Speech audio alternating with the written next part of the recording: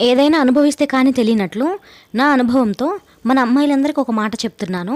ఏం లేదండి, మన ఛానల్కి 95,000 మంది సబ్స్క్రైబర్స్ ఉంటే అందులో సగం కంటే ఎక్కువ టీనేజర్స్, అందులో అమ్మాయిలు ఉన్నారు.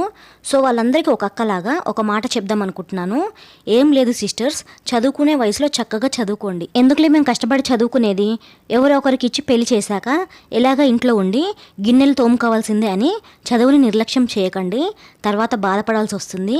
ఎందుకంటే మనం కూడా అబ్బాయిలకి ఈక్వల్గా సంపాదించే కెపాసిటీ ఉంటేనే రేపు నువ్వు కట్టుకున్న మొగుడైనా అత్తింటి ఫ్యామిలీ అయినా రెస్పెక్ట్ ఇస్తారు. లేదంటే వాళ్ళు చూసి ఆ చూపులు తట్టుకోలేక సెల్ఫ్ రెస్పెక్ట్ చంపుకోలేక నలిగిపోవాల్సి వస్తుంది. మనం బయటికి వెళ్ళి పని చేసినా చెయ్యకున్నా ₹1 సంపాదించే క్యాపబిలిటీ ఉంటేనే మనకంటూ రెస్పెక్ట్ ఉంటుంది. లేదంటే జీవితాంతం రెస్పెక్ట్ కోసం అడుక్కోవాల్సి వస్తుంది. ఎందుకు చెప్తున్నానో అర్థం చేసుకోండి. లైఫ్ బ్యూటిఫుల్గా ఉంటుంది.